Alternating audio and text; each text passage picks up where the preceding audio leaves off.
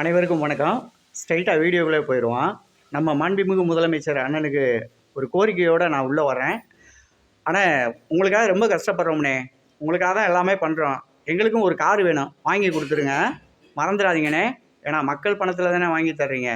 ஏன்னா நாங்கள் கஷ்டப்பட்டு வேலை பார்த்து சம்பாதிக்கிற நாங்கள் கூட அரசிடமிருந்து இலவசங்களை அறவே வேண்டான்னு வெறுக்கிறோம்.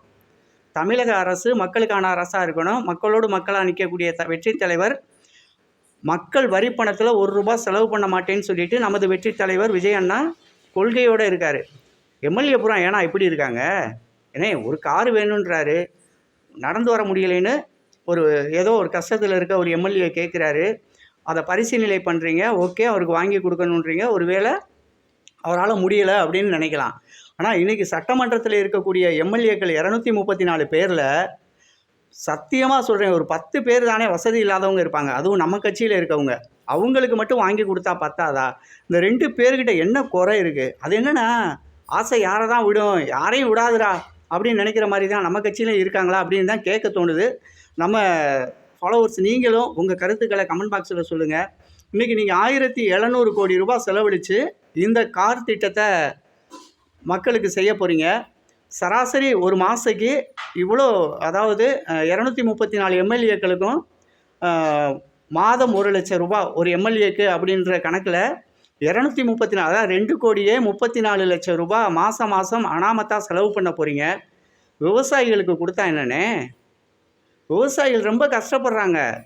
நம்ம நாடையும் நம்மளும் பசியோடு இல்லாமல் இருக்கணும், இந்த மக்கள் பசியோடு இருந்துடக்கூடாது அப்படின்றதுக்காக மிகப்பெரிய அளவில் விவசாயம் பண்ணி தன்னோட உற்பத்திக்கான காசை வாங்க முடியாமல் ரோட்டில் சிதறி கிடந்து முளைச்சி போய் முளைவிட்டு அந்த நெற்களை தூக்கி குப்பையில் போட்டு வாழ்ந்த காலங்கள் போய் இப்போவாவது நமக்கு ஒரு விடிவு காலம் கிடைக்காதா அப்படின்னு நம்பிக்கிட்டு இருக்க அந்த விவசாயிகளுக்கு ₹10 கொடுக்க மனசு வர மாட்டேங்குது. இவ்வளோ கோடியாக சொத்து சம்பாரித்து கோடிக்கணக்கில் சுவிஸ் வங்கிலையும் அங்கேயும் இங்கேயும் சேர்த்து வச்சுருக்க எம்எல்ஏக்களுக்கு நீங்கள் கார் வாங்கி கொடுக்குறேன்னு சொன்னாங்க என்னால் ஏற்றுக்க முடியலைண்ணே. நீங்கள் எப்படியோ அந்த மாதிரி தான் நம்ம எம்எல்ஏக்களையும் இருப்பாங்க அப்படின்னு நாங்கள் நம்புகிறோம்.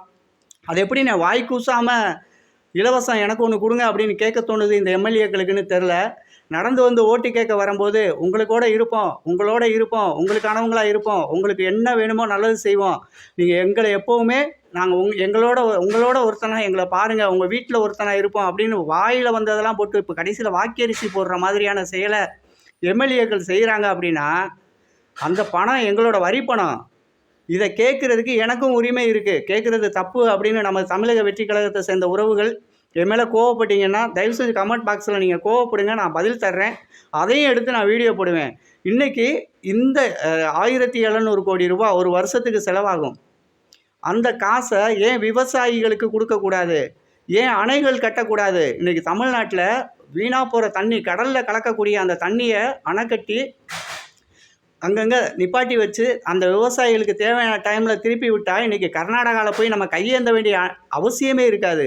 இன்றைக்கி மதுரையை எடுத்துக்கிட்டிங்கன்னா, மதுரையில் 5 இடத்துல முன்னாள் முதலமைச்சர் அம்மா ஜெயலலிதா அவர்களின் ஆட்சியின் கீழ் வந்த எடப்பாடியார் தலைமையில் இருந்த ஆட்சியில் வைகைக்கு குறுக்கால் 7 இடத்துல தடுப்பணை கட்டினாங்க. சின்ன அணைகளாக தான் கட்டினாங்க. இன்றைக்கி மதுரையை எடுத்துக்கிட்டிங்கன்னா 45-50 அடியில் அந்த செல்லூர் சுற்று வட்டாரம் மதுரையில் ஒரு சில இடங்களுக்கு தண்ணி பஞ்சாயத்து தீர்ந்துருக்கு. அந்த மாதிரி இந்த காசுகளை ஒரு மக்கள் பயன்பெறும் வகையான ஒரு செயல் திட்டங்களை கொடுத்து செயல்படுத்தினா நல்லா இருக்கும். நமது மாண்புமிகு முதலமைச்சர் ஏதோ பிளாஸ்டிக் கார் கேட்டாங்க, சின்ன பிள்ளை கேட்டுச்சு, ஒரு ₹1 ₹2 ₹10 வாங்கி கொடுப்போன்ற மாதிரியான செயலில் இறங்கி மக்களிடம் வெறுப்பை சம்பாதிக்க வேணாம் அப்படின்னு அன்போடு கேட்டுக்கிறேன். எனக்கே பெரிய வெறுப்பாக இருந்துச்சு. கார் இல்லாத ஒருத்தருக்கு கார் வாங்கி கொடுத்துடலாம், ஆனால் 4 கார் வச்சதுக்கப்புறமும் கூட எனக்கு 2 வீடு இருக்குது சார், 2 வீட்லேயும் நான் தான் அப்படி செட்டப்பாக இருந்துக்கிட்டு இருக்கேன், பெரிய வீட்டுக்கு கார் இருக்குது சார், சின்ன வீட்டுக்கு கார் இல்லை சார்னு எவனா கேட்பான். வாங்கி கொடுக்க போகிறீங்களா? அதுவும் மக்கள் வரிப்பணம் தானே.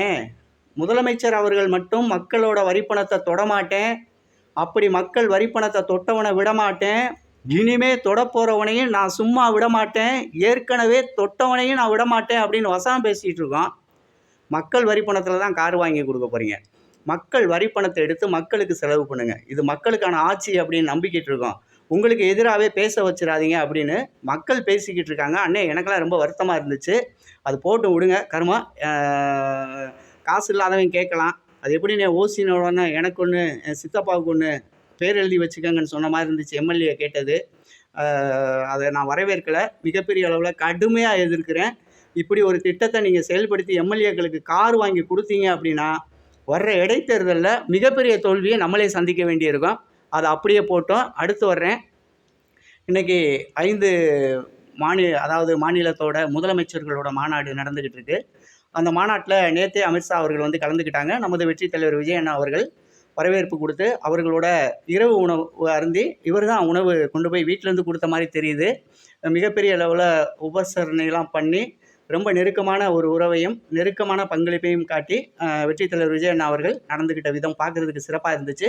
இன்றைக்கி காலையில் 5 மாநில முதலமைச்சர்களோட மாநாடு நடந்துச்சு. அதில் நம்ம பாண்டிச்சேரி முதலமைச்சர் இல்லைன்னு நினைக்கிறேன். அவர் மட்டும் ஏதோ வெளியில் போயிட்டார் அப்படின்ற மாதிரி கேள்விப்பட்டோம். என்னன்றதை முழு விவரம் வந்த உடனே வீடியோவில் சொல்கிறேன். இன்றைக்கி மிகப்பெரிய அளவில் காரசாரமாக போயிட்டு இருந்தது கர்நாடகா கேரளா 2 பஞ்சாயத்து.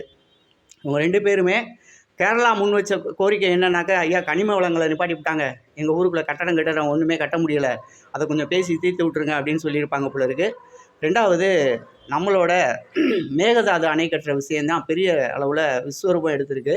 நான் அணை கட்டியே தீருவேன் அப்படின்னு சிவகுமார் அவர்கள் கர்நாடக முதலமைச்சர் பேசியிருக்காரு.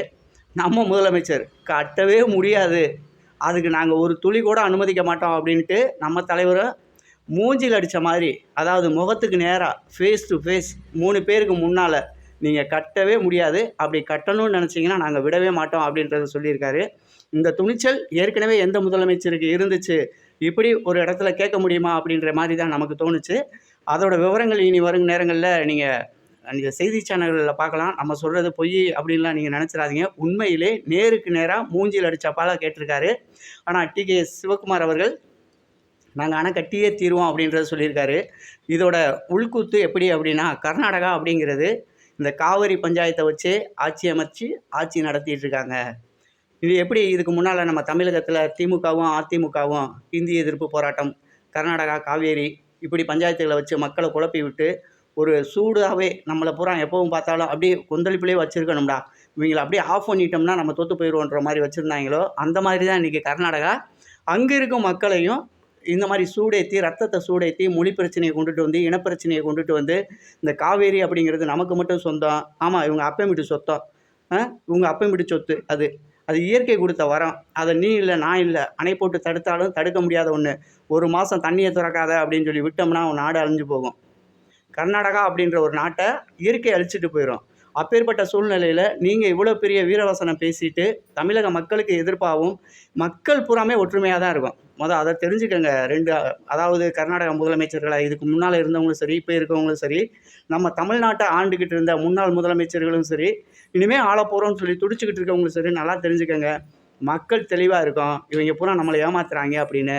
கண்டிப்பாக காவேரி பிரச்சனையை வச்சு நீங்கள் இவ்வளோ நாள் அரசியல் பண்ணினது இனி நடக்காது, நீங்கள் அணை கட்ட முடியாது அப்படிங்கிறத நம்ம வெற்றி தலைவர் விஜய் அண்ணா அவர்கள் சத்தம் போட்டு சொல்லியிருக்காங்க.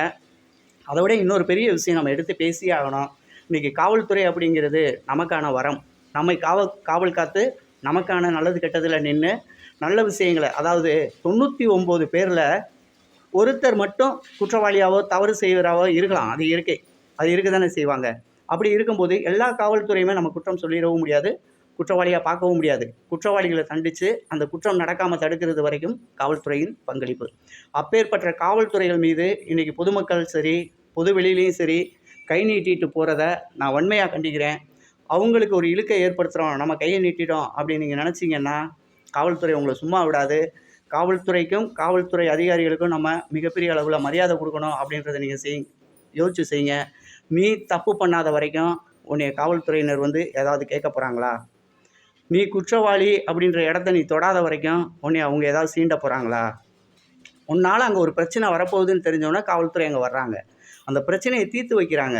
அங்கே வாக்குவாதம் பண்ணிவிட்டு அசால்ட்டாக கை நீட்டுறீங்க அப்படின்னா இது வன்மையாக கண்டிக்கணும். இந்த மாதிரியான கயவர்களை தூக்கி போட்டு உள்ளே வச்சு காவல்துறை அதிகாரிகளை மிதித்து உங்களை தொட்டால் இனி வாழ்நாளில் இதுதாண்டா உங்களுக்கு அப்படின்றத நீங்கள் நிரூபிக்கணும். எதுக்கெடுத்தாலும் காவல்துறை அடிக்கணும்னு நினச்சா அது நல்ல பயணத்தை நோக்கி நம்ம போகலை அப்படின்னு தெரியுது. ஏன்னா நாம் தமிழர் தம்பிகள் தான் இந்த மாதிரி பேசுவாங்க, காவல்துறையெலாம் எங்களுக்கு வந்து வேறு ஏதோ ஒன்று மாதிரி அப்படின்னு.